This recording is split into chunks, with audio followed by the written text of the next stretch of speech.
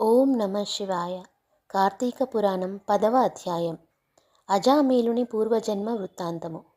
జనకుడు వశిష్ఠుల వారిని గాంచి, మునిశ్రేష్ఠ, ఈ అజామీలుడు ఎవరు? వారి పూర్వజన్మ ఎటువంటిది? పూర్వజన్మంబున ఎట్టి పాపములు చేసియుండెను? ఇప్పుడీ విష్ణుదూతలు వైకుంఠంనకు తీసుకుని పోయి తర్వాత నేమి జరిగెను? వివరించవలసినదిగా ప్రార్థించెను. అంత నా మునిశ్రేష్ఠుడు జనక మహారాజును గాంచి ఇట్లు పలికెను. జనక, అజామీలుని విష్ణుదూతలు వైకుంఠమునకు తీసుకుని పోయిన తర్వాత యమకింకరులు తమ ప్రభువగు యమధర్మరాజు కడకేగి, ప్రభు తమ ఆజ్ఞ ప్రకారం అజామీలును తీసుకొని వచ్చుటకు వెళ్ళగా అచటకు విష్ణుదూతలు కూడా వచ్చి మాతో వాదించి అజామీలుని విమానమెక్కించి వైకుంఠమునకు తీసుకొని పోయిరి. మేము చేయునది లేక చాలా విచారించుచు ఇచటకు వచ్చినాము అని భయకంపితులై విన్నవించుకొనిరి. ఔరా, ఎంత పని జరిగెను! ఎప్పుడూ ఇట్టి విధముగా జరిగి ఉండలేదే. దీనికి బలమైన కారణం ఏదైనా ఉండి ఉండవచ్చును అని యముడు తన దివ్య దృష్టితో అజామీలుని పూర్వజన్మ వృత్తాంతము తెలుసుకొని, ఓహో, అది ఆ సంగతి. తన అవసాన కాలమున నారాయణ అని వైకుంఠవాసుని స్మరణ చేసి ఉండెను. అందులకు గాను విష్ణుదూతలు వచ్చి వానిని తీసుకొని పోయిరి. తెలియక గాని తెలిసి గాని మృత్యు సమయమున హరినామ స్మరణ ఎవరు చేయుదురో వారికి వైకుంఠ ప్రాప్తి తప్పక కలుగును. గనుక అజామీలునకు వైకుంఠ ప్రాప్తి కలిగను కదా అని అనుకొనెను. అజామీలుడు పూర్వజన్మలో మహారాష్ట్ర దేశమున ఒకానొక శివాలయములో అర్చకుడుగా నుండెను. అతడు అపురూపమైన అందం చేతను, సిరి సంపదల చేతను, బలము చేతను గర్విష్ఠి అయి శివారాధన చేయక, శివాలయము యొక్క ధనమును అపహరించుచు, శివుని విగ్రహము వద్ద ధూపదీప నైవేద్యములను పెట్టక, దుష్ట సహవాసములను మరిగి విచ్చలవిడిగా తిరుగుచుండెడివాడు.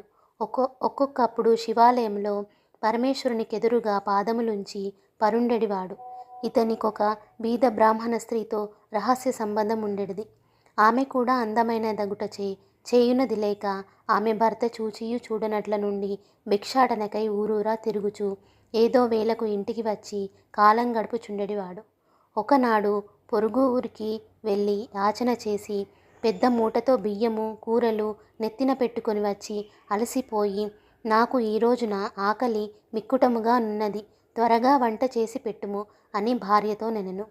అందులకామె చీదరించుకొనుచు నిర్లక్ష్యముతో కాళ్ళు కడుగుకొనుటకు నీళ్లు కూడా అయ్యక, అతని వంక కన్నెత్తి అయినను చూడక, విటునిపై మనస్సు గలది అయి మగని తూలనాడుట వలన భర్తకు కోపం వచ్చి లన్నున్న కర్రతో బాదెను. అంతా ఆమె భర్త చేతి నుండి కర్ర లాగుకొని భర్తను రెండింతలు కొట్టి బయటకు త్రోసి తలుపులు వేసెను. అతడు చేయునది లేక భార్యపై విసుగు జనించుట వలన ఇక ఇంటి ముఖం పట్టరాదని తలపోసి దేశాటనకు వెడలిపోయెను. భర్త ఇంటి నుండి వెడలిపోయెను గదా అని సంతోషించి ఆమె ఆ రాత్రి బాగా ముస్తాబై వీధి అరుగుపై కూర్చుండి ఉండగా ఒక చాకలివాడు ఆ దారిన పోవుచుండెను. అతనిని పిలిచి, ఓయి, నీవీ రాత్రి నాతో రతిక్రీడ సలుపుటకు రమ్మని కోరెను.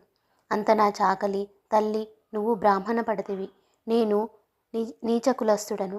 చాకలివాడిని మరి విధముగా పిలుచుట యుక్తము కాదు.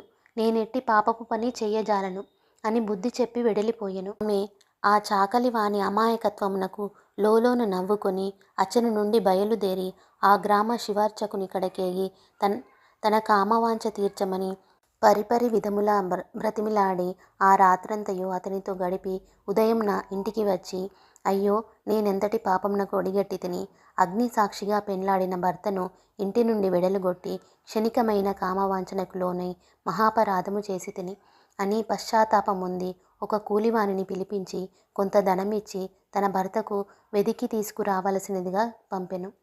కొన్ని దినములు గడిచిన తర్వాత భర్త ఇంటికి రాగా పాదములపై పడి తన తప్పులను క్షమించమని ప్రార్థించెను. అప్పటి నుండి మంచి నడవడిక అవలంబించి భర్త అనురాగమునకు పాత్రురాలయ్యెను. కొంతకాలమునకు శివార్చకునకు ఏదియో వ్యాధి సంక్రమించి దినదినమున క్షీణించుచు మరణించెను. అతడు రౌరవాది నరక కూపంలో బడి నానా బాధలు పొంది మరల నానా జన్మనెత్తి సత్యవ్రతుడను బ్రాహ్మణోత్తమునకు కుమారుడై కార్తీక మాసమున నదీ స్నానము చేసి దేవతా దర్శనము చేసి ఉండుట వలన నేడు జన్మజన్మముల పాపములు నశించుట చేత అజామీలుడై పుట్టెను. ఎప్పటికీ తన అవసాన కాలమున నారాయణ అని శ్రీహరిని స్మరించుట వలన వైకుంఠమునకు పోయెను. బ్రాహ్మణుని భార్యయగు ఆ కామిని కూడా రోగగ్రస్తురాలై చనిపోయెను. అనేక యమయాతనలను అనుభవించి ఒక మాలవాని ఇంట జన్మించెను. ఆ మాలవాడు ఆ పిల్ల జన్మరాశి చూపించగా తండ్రి గండమున పుట్టినదని జ్యోతిష్కుడు చెప్పెను. మాలవాడ శిశువునకు తీసుకుని పోయి అడవి యందు వదిలిపెట్టెను. అంతలోనొక విప్రుడు ఆ దారిన పోవుచు పిల్ల ఏడుపు విని జాలి కలిగి తీసుకుని పోయి తన ఇంట దాసికిచ్చి పోషించమనెను. ఆ బాలికని అజామీలుడు ప్రేమించెను. వారి పూర్వజన్మ వృత్తాంతమిదియే. నిర్మలమైన మనస్సుతో శ్రీహరిని ధ్యానించుట, దాన ధర్మములు, శ్రీహరి కథలను ఆలకించుట, కార్తీక మాస స్నాన ప్రభావముల వలన ఎటువంటి వారినైనను మోక్షముందగలరు గాన కార్తీక మాసం నందు వ్రతములు, పురాణ శ్రవణములు చేసిన వార ఇహపర సుఖములు పొందగలరు. ఇది స్కాంద పురాణాంతర్గత వశిష్ఠ ప్రోక్త కార్తీక మహత్య మందలి 10వ అధ్యాయం సమాప్తము. ఓం నమ శివాయ.